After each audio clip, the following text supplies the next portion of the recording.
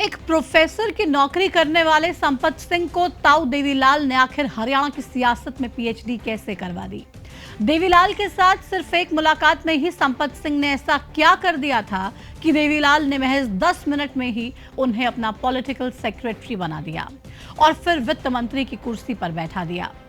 इतना सब कुछ करने के बाद भी संपत सिंह ने आखिर अचानक से चौटाला परिवार का साथ क्यों छोड़ा। नमस्कार, आपके साथ में हूं प्रतिमा दत्ता। संपत सिंह ने हरियाणा की सियासत में इस समय खूब हलचल बढ़ा दी है।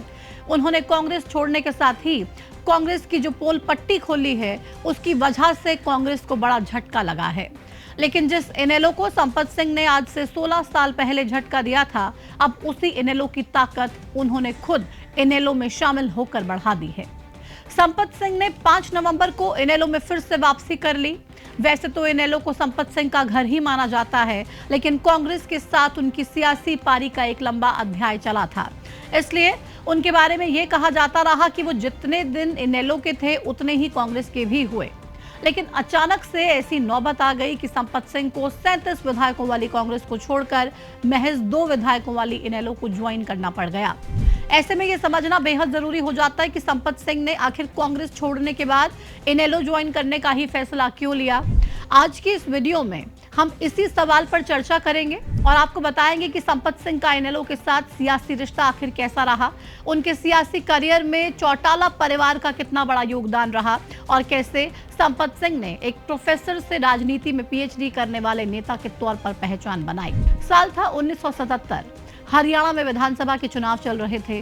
प्रचार और नामांकन जोरों पर था। चौधरी देवीलाल भी हरियाणा की भट्टू कला विधानसभा सीट से चुनाव लड़ रहे थे। नामांकन के लिए वो एक रोज डिस्ट्रिक्ट कोर्ट में पहुंचे। जैसे ही वो अंदर जाने लगे और अंदर जाने के लिए गाड़ी से उतरे तो देखा कि 2 युवक भी कोर्ट परिसर में ही खड़े हैं। ताऊ देवीलाल उनके पास पहुंचे तो दोनों युवकों ने हाथ जोड़कर ताऊ को राम राम कह दी। इसके बाद ताऊ देवीलाल ने कुछ पल ठहरकर उनसे उनका नाम पूछा। एक युवक ने नाम बताया धर्मपाल गुप्ता और दूसरे ने प्रोफेसर संपत सिंह। इसके बाद ताऊ देवीलाल ने हरियाणवी अंदाज में पूछा, कहाँ पे हो भाई। सामने से प्रोफेसर संपत सिंह का जवाब आया, भट्टू कला से। वही भट्टू कला जहां से ताऊ देवीलाल चुनाव लड़ रहे थे। खैर, इतना सुनते ही ताऊ देवीलाल कोर्ट के अंदर चले गए। करीब 5-7 मिनट बाद ताऊ देवीलाल जब बाहर आए तो देखा संपत सिंह और उनका दोस्त वहीं पर खड़े हैं। इसके बाद देवीलाल ने उनसे पूछा, क्या शहर की ओर चलोगे, तो दोनों ने हामी भर दी। जैसे ही गाड़ी में बैठते उससे पहले ही संपत सिंह अपने दोस्त से बोल पड़े, खाने का टाइम हो रहा है। ताऊ देवीलाल ने ये बात सुनी और फिर पूछा, तुम्हारे पास खाने का ब्योत यानी कि इंतजाम है। तो संपत सिंह ने जवाब दिया कि जी, आपके बारे में भी सुना है कि आप सादा खाना खाते हैं, तो ऐसा खाना तो मिल जाएगा। इस पर देवीलाल ने कहा कि ठीक है, फिर चलते हैं। देवीलाल के साथ संपत सिंह और उनके दोस्त गाड़ी में बैठे और उस जगह चले गए जहां संपत सिंह रहा करते थे। इसके बाद सभी घर के अंदर पहुंचे। संपत सिंह और उनके दोस्त ने 15 मिनट में खाना तैयार किया और देवीलाल को परोसकर खुद भी खा लिया। खाने के बाद ताऊ देवीलाल कुछ समय उनके घर पर ही लेट गए।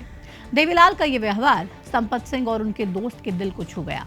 कुछ देर में जब देवीलाल उठे तो वो बोले, अच्छा मैं चलता हूँ। इतने में संपत सिंह ने चाय की पेशकश की, लेकिन देवीलाल ने कहा कि वो रास्ते में ही पी लेंगे। अब तक ये मुलाकात और पूरा प्रकरण सामान्य ही चल रहा था, लेकिन जैसे ही देवीलाल जाने लगे तो उन्होंने संपत सिंह को एक तारीख बताते हुए कहा कि प्रोफेसर, इस तारीख में वहां जलसा है, तुम पहुंच जाना। अब जब देश का इतना बड़ा नेता एक सामान्य से प्रोफेसर को निमंत्रण दे तो वो आखिर मना कैसे कर सकता है।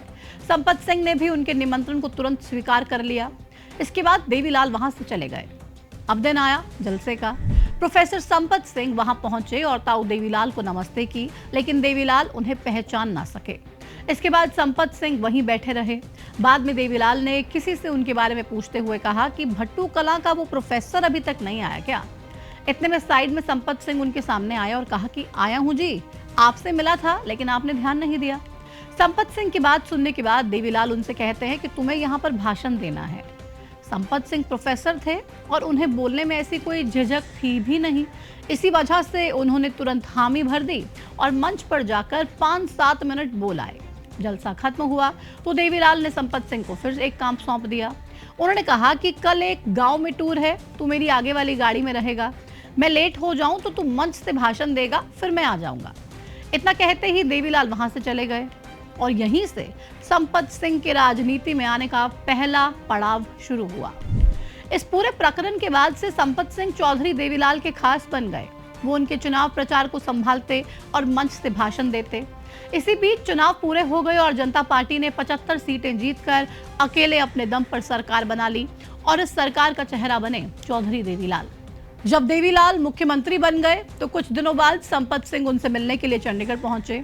अभी तक देवीलाल को सीएम हाउस अलॉट नहीं हुआ था। वो एक प्राइवेट फ्लैट में रह रहे थे। संपत सिंह वहीं उनसे मिलने के लिए पहुंचे। उन्होंने हालचाल जाना और फिर जाने के लिए नमस्ते कह दिया, लेकिन देवीलाल ने उन्हें रोकते हुए बोला कि कुछ देर ठहरो। इतने में देवीलाल ने एक फोन घुमाया और 10 मिनट बाद एक लेटर आ गया। ये लेटर देवीलाल ने संपत सिंह के हाथ में थमा दिया। संपत सिंह ने लेटर देखा तो उसमें लिखा था, प्रोफेसर संपत सिंह चौधरी देवीलाल के पॉलिटिकल सेक्रेटरी यानी कि पीएस नियुक्त किए गए हैं। यह संपत सिंह के राजनीति में आने का दूसरा पड़ाव था। इन दो पड़ाव के बाद संपत सिंह का राजनीति में एंट्री का आखिरी पड़ाव शुरू हुआ। ये पड़ाव था 1980 के विधानसभा के उपचुनाव का। 1980 में जब देवीलाल सोनीपत से लोकसभा सांसद निर्वाचित हुए तो उन्होंने हिसार जिले की भट्टू कला विधानसभा सीट छोड़ दी थी, जिसके उपचुनाव में संपत सिंह जनता पार्टी सेक्युलर से चुनाव लड़े। ये चुनाव संपत सिंह की जिंदगी का पहला चुनाव था, लेकिन इस चुनाव में वो कांग्रेस के रण सिंह बेनीवाल से हार गए थे। उस समय प्रदेश के मुख्यमंत्री भजनलाल हुआ करते थे। संपत सिंह आज भी जब इस हार का जिक्र करते हैं तो वो ये कहते हैं कि भजनलाल ने तब खूब बूथ कैप्चरिंग की थी, जिसकी वजह से वो चुनाव हार गए। खैर, इस चुनाव का एक किस्सा भी अक्सर संपत सिंह सुनाया करते हैं। वो बताते हैं कि चुनाव लड़ने के लिए देवीलाल ने जब उनका नाम आगे किया तो उनसे कहा कि तुम्हें चुनाव मोटरसाइकिल से ही लड़ना होगा, मैं गाड़ी नहीं दूंगा। इसके बाद संपत सिंह ने पूरा चुनाव प्रचार मोटरसाइकिल से ही किया। हालांकि इसका फायदा चुनाव में उन्हें नहीं मिला। इस चुनाव के बाद संपत सिंह ने साल 1982 में निर्दलीय चुनाव लड़ा।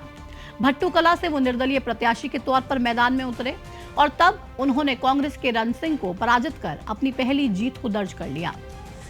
यहीं से उनका सियासी करियर शुरू हुआ। इस जीत के बाद संपत सिंह 1987 में फिर से जीत हासिल करते हैं और ताऊ देवीलाल के नेतृत्व में बनने वाली सरकार में वित्त मंत्री रहते हैं। बाद में 1999 में ओम प्रकाश चौटाला के नेतृत्व वाली सरकार में भी संपत सिंह मंत्री रहते हैं, वो भी वित्त मंत्री। वहीं 1987 के बाद संपत सिंह 1991, 1998, सन 2000 और 2009 में भी विधायक चुने जाते हैं। कुल मिलाकर वो 6 बार विधायक चुने गए हैं। संपत सिंह ने 1987 से लेकर 1991 और 1999 से लेकर 2000 के दौरान हरियाणा में इनेलो बीजेपी गठबंधन सरकार बनाने में और इस दौरान राजनीतिक संकटों के प्रबंधन में भी कई महत्वपूर्ण भूमिका निभाई थी। बहरहाल 32 साल तक ताऊ देवीलाल और चौटाला परिवार के साथ रहने के बाद संपत सिंह ने जुलाई 2009 में इनेलो का साथ छोड़ दिया और कांग्रेस का हाथ थाम लिया। 2009 के विधानसभा चुनाव से पहले संपत सिंह कांग्रेस में शामिल हो गए थे। इस चुनाव में कांग्रेस की टिकट पर नलवा से लड़कर संपत सिंह ने पूर्व सीएम भजनलाल की पत्नी जसमा देवी को हरा दिया था। तब से लेकर 2019 तक संपत सिंह कांग्रेस में ही रहे, लेकिन 2019 में उनका कांग्रेस से भी मोह भंग हो गया और वो बीजेपी में शामिल हो गए। हालांकि बीजेपी में उनकी सियासी पारी ज्यादा लंबी चली नहीं, लिहाजा वो फिर से कांग्रेस में शामिल हो गए। पिछले कुछ सालों से संपत सिंह कांग्रेस में ही अपनी सियासत को जिंदा रखने की कोशिश कर रहे थे, लेकिन कांग्रेस में उन्हें तरजीह नहीं दी जा रही थी और यही वजह रही कि वो गाहे बगाहे भूपेंद्र सिंह हुड्डा को निशाने पर लेकर कांग्रेस के प्रति अपनी नाराजगी जताते रहे और अब उन्होंने कांग्रेस पार्टी को छोड़कर फिर से इंडियन नेशनल लोकदल को ज्वाइन कर लिया है। आपको क्या लगता है, क्या जो संपत सिंह की राजनीतिक महत्वाकांक्षाएं हैं वो इंडियन नेशनल लोकदल में जाकर पूरी हो पाएंगी और संपत सिंह की घर वापसी से क्या आईएनएलडी को कोई फायदा होने वाला है? क्या आईएनएलडी डूबता हुआ जहाज है, संपत सिंह उसमें आ गए हैं और वो भी अब परेशान होंगे, या फिर अब इनकी ज्वाइनिंग के बाद आईएनएलडी को कुछ ताकत मिलेगी, या फिर प्रदेश में जो ग्राफ है इंडियन नेशनल लोकदल का वो आपको बढ़ता हुआ नजर आ रहा है? वीडियो में हमारे साथ जुड़िए और कमेंट सेक्शन में अपनी राय को जरूर साझा कीजिए। फिलहाल इस वीडियो में इतना ही। नमस्कार।